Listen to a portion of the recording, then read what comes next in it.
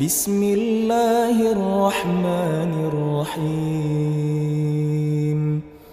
أرأيت الذي يكذب بالدين فذلك الذي يدع اليتيم ولا يحض على طعام المسكين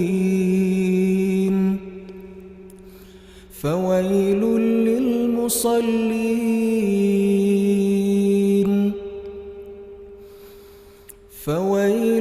للمصلين الذين هم عن صلاتهم ساهون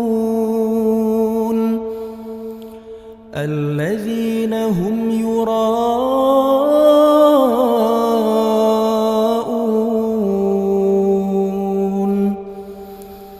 ويمنعون الماعون